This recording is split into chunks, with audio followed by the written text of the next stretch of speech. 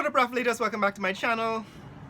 Today I want to talk to you about 5 pros and 5 cons about starting businesses in Guyana.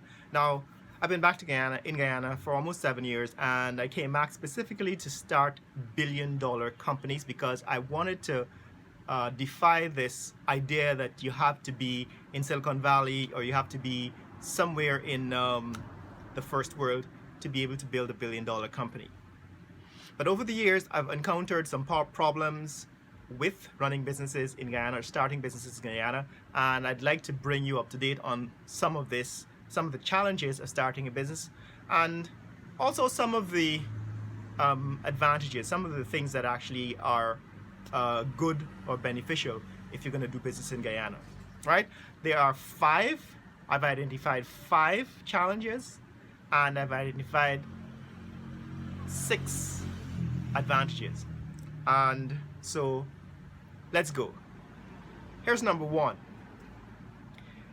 There is no business to government opportunities, right? Some of you already know this. When I came back to Guyana, I thought that, you know what, I'm going to start a business. I decided to call it Medical Biosciences, and that company is going to provide bioinformatics services. We're going to provide training and equipment. We're going to help hospitals acquire capital medical equipment. Problem is that all of the hospitals, virtually all of them, there's a private medical industry in Guyana, but virtually all of the hospitals are owned or run by the government, and it was impossible for me to get a government contract, right? If you were, in fact, when I came back, the PPPC was in power, and you had to be friends or family with the PPPC to be able to get any kind of government contract. And now that the new government has been in power for 5 years, it has been equally impossible to get any kind of contract with the government, right? You got to be friends and family with politicians to get a government contract. So problem number 1, there's no business to government opportunity in Guyana. If you're going to run a business, you're going to have to go business to consumer directly. Number 2, there is no business to business opportunity in Guyana. So you can't really start a company that sells products to another company, right? Now, when ExxonMobil moved to Guyana, they created the a business ecosystem where you could simply register your company and be given contracts in the oil and gas industry when those arise. However, I have not gotten any of those contracts. I personally don't know anyone who got any of those contracts. I heard that there are people, most of them Trinidadian companies or foreign companies, that have gotten some contracts. 1 or 2 Guyanese companies have gotten contracts. I haven't gotten any.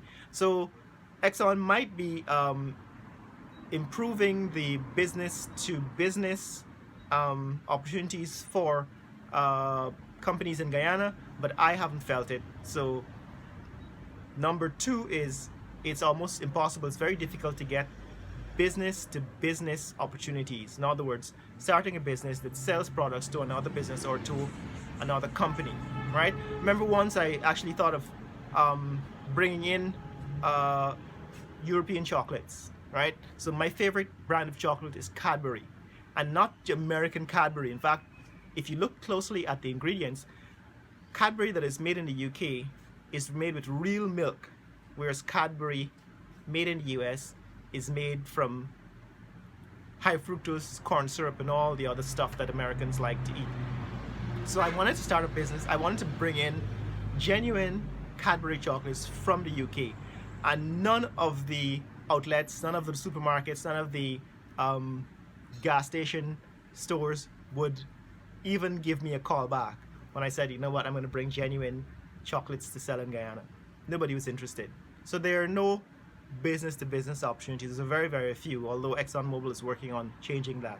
Number 3, capital is very expensive. So you can't get cheap loans, or you can't go to a bank and get a loan from the bank.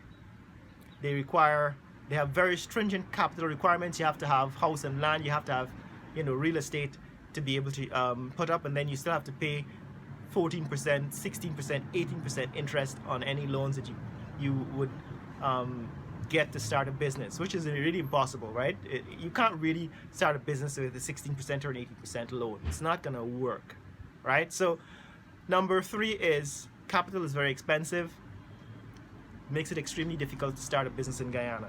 Number 4 is we have a fledgling stock market, so you can't even go to public markets, the capital markets, because we have a stock market that only has 14 companies, and you have to be in existence for 3 or more years to be able to take your company public. I made a video, you can go check it out. I actually made a video explaining the Guyana stock market and how you can get your company listed there and what you require to take your company public. So capital markets don't exist. So that's number 4. It's impossible to use the capital markets to raise capital for your company. Number 5 is there is no venture capital market in Guyana.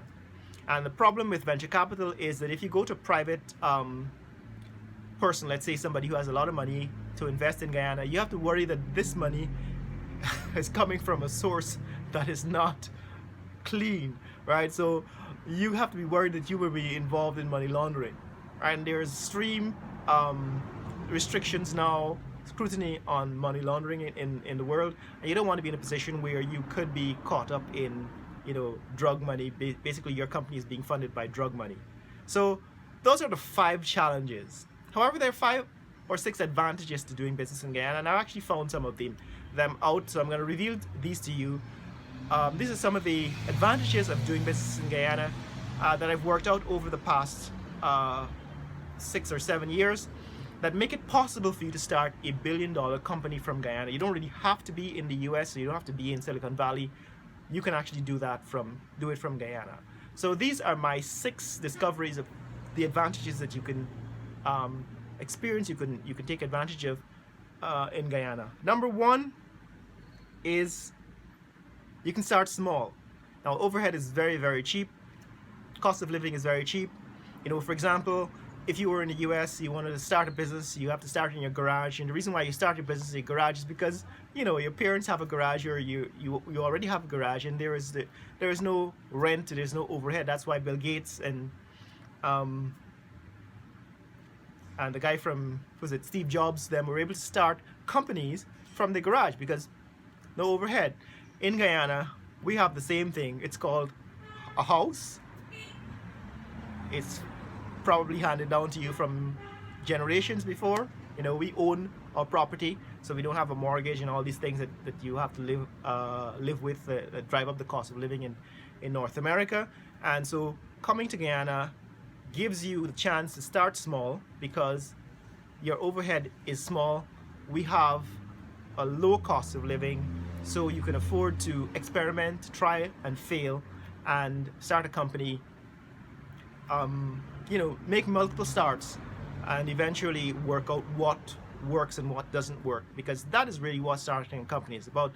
Going into the workshop, going into the lab and whipping up something, trying it out there. If it fails, you go back to the lab and you whip it up again, and so on. And that is what you can do in Guyana. You can start small because the overhead is low.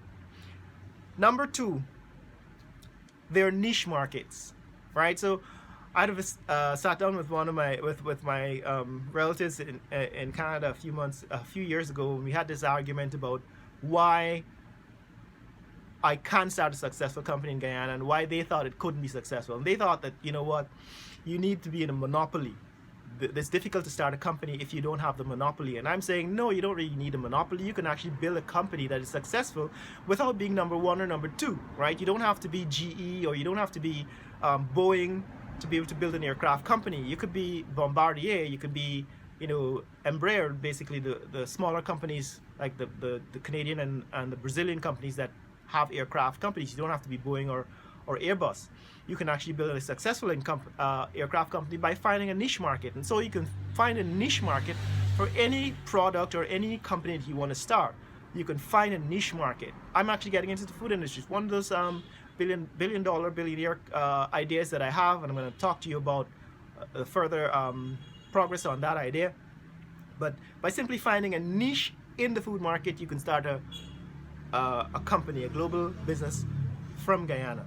Number 3 of the 6, you need to price your product low at about $1 to $5, $1 to $5 US, right? So what I discovered is that it's more easy, it's easier, it's more successful, you can be more successful if you actually have a product that sells for about 1,000 Guyana dollars or less, right? Once you start selling products that are really, really expensive, where you have to be, your clientele, your customer has to be really, really rich to afford it, you're gonna have difficulties. But if you start with a company that has a that has a small price, a low price product, you can do that successfully from Guyana.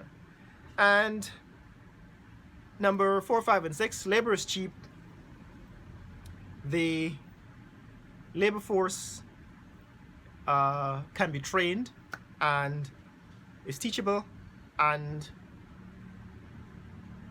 lastly, the taxes, at least for starting a company, are negotiable. In other words, there are certain ways of managing your accounting to avoid paying taxes if you're starting a company. For example, I think I did a video on taxes which showed that if your company is less than, I think it was 20 million, there's a number there, 20 million in revenue, then you don't have to pay value-added tax. Your customers don't have to pay value-added tax, right? So I'll put a link to the video where I discuss this, but the VAT, the value-added tax, is not, you can sell a product without charging value-added tax if your company is smaller than a certain revenue, a certain amount of annual earnings, right? So labor is cheap, it's teachable, you can train people, and if your company, if you're running a startup company, you can run the account, you can do the accounting in such a way that you don't really have to pay taxes like the value-added tax, right? And you can write off a lot of the startup costs as losses and so on for your business. So those guys are the pros and cons of starting a business in Guyana. If you want to see more content like this, click like and subscribe.